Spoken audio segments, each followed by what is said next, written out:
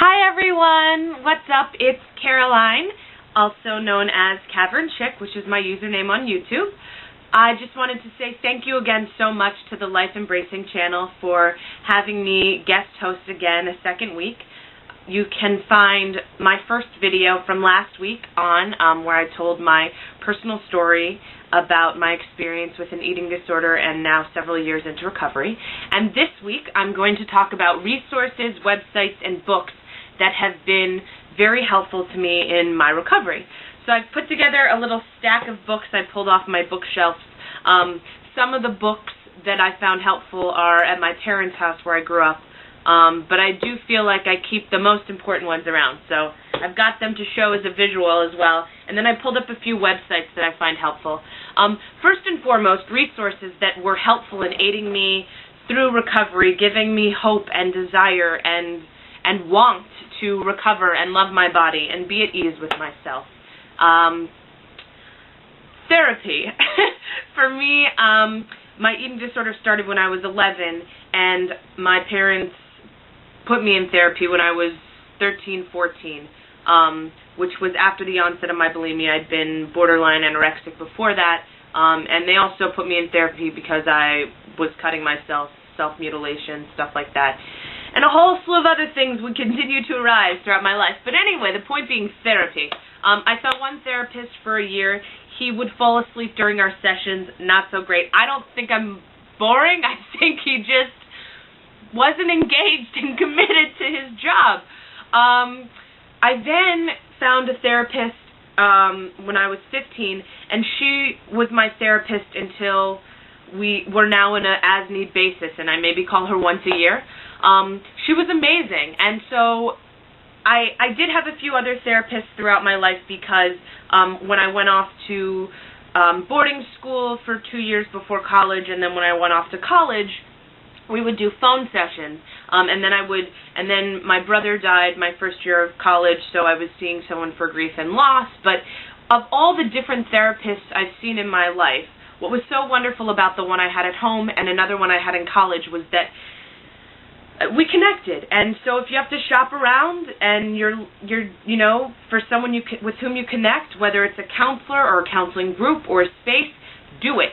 I had several different nutritionists, found them to not be so helpful, like learning, that was for me personally, learning what foods were best for my body was something I learned personally.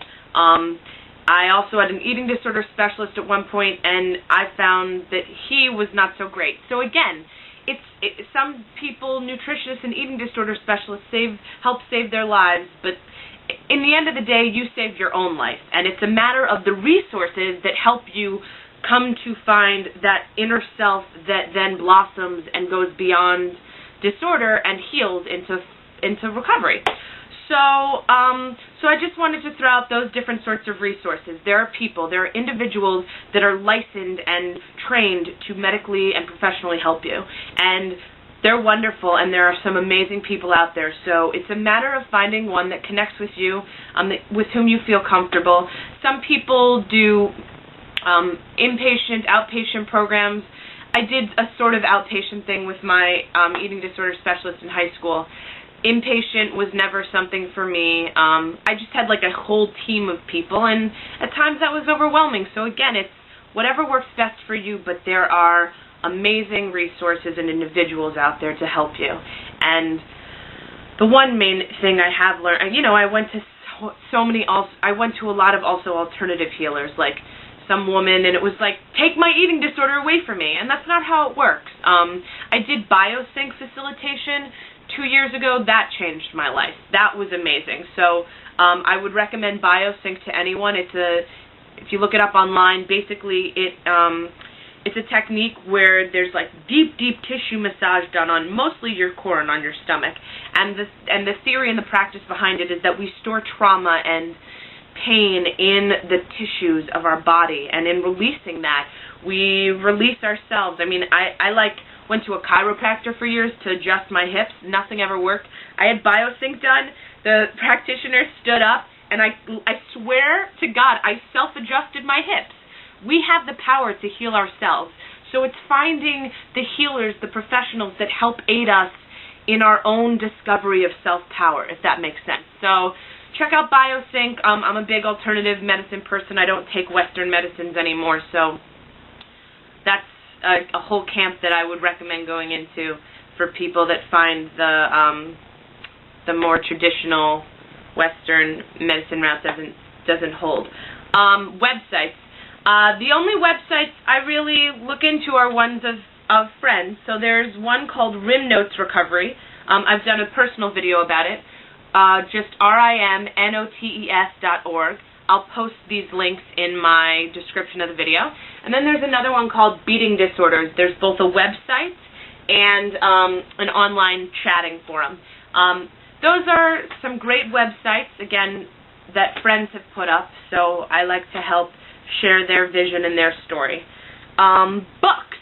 Okay. I've talked about this before on my personal channel and other places. This book changed my life. It's called When Food is Love by Janine Ross. My therapist from growing up, the phenomenal, amazing one that I had for years, she suggested this to me. And what I find is when you take in resources, it's like you're building a foundation for recovery, and you choose to move in when you have the epiphany that you have to recover, or like that's it. So for me, this book was what sort of set me off. I'd read a lot of other books on binging and purging, and what was so amazing about this is it's not about eating disorders. It's about filling in the space of intimacy and love with food, and that I feel is like a big issue for a lot of us. So this book, When Food is Love, Janine Ross, is wonderful with all sorts of body image stuff. I don't have the other book of this, but Many Lives, Many Masters by Brian Weiss. This is his other book, Messages from the Masters. My friend has Many Lives, Many Masters. For some reason, that book was really helpful for me. It's about reincarnation and hypnotic, like past life regression therapy, but there was something about it that helps me. Whether or not whatever your belief system is, doesn't matter, but what I found helpful about Many Lives, Many Masters was this sense of repeating patterns. Whether you think it happens in multiple lifetimes or not, we repeat patterns now, in the present, in our life, and a sense that I could change the patterns was huge for me. Eckhart Tolle's A New Earth I found great. It's very accessible in terms of a lot of new agey stuff that may be really cray-cray for people, but for me it's not. Okay, this is an interesting one. Freeing the Natural Voice by Kristen Linklater. So this is actually an acting vocal workshop type book for performers. But I did this technique in college. I'm a performer. I used to be an actress, and I'm a spoken word performance poet now. One day maybe I'll get back into acting. But I took this class in college, Voice for the Actor. This book changed my life because I learned the Linklater technique for acting is all about letting go of the tension in different parts of your body. And learning what tension we hold where and how to reconnect with those parts of our body. So I actually found that book phenomenal in terms of my recovery, because suddenly I'm sitting here in class like crying as I release the tension of my left thigh and my left hip, and like that had so much to do with my eating disorder. So anyway, I wanted to pull that one out. Last, I'm just going to do a time check. Oh, not much time. Okay. Last book is Writing to Change the World by Mary Pfeiffer. My therapist also recommended this one. I suggest that one because I'm a writer, and I guess it's about finding a book that really moves you in terms of what you're passionate about. So for me, I'm passionate about social change and writing, and this book merged the two for me. So whether or not Writing to Change the World is a helpful recovery source for people, the point is finding a book or a resource that really taps into what you're passionate about and moves you, that helps remind you that there's a reason to recover. There's a reason to love yourself and be happy, because you have to follow your life's purpose. Oh, and The Alchemist. The Alchemist That is an amazing book. I don't have my copy. I've lent out all of my favorite books, but that says something about how wonderful they are that I want to share them. So The Alchemist, also check out The Alchemist.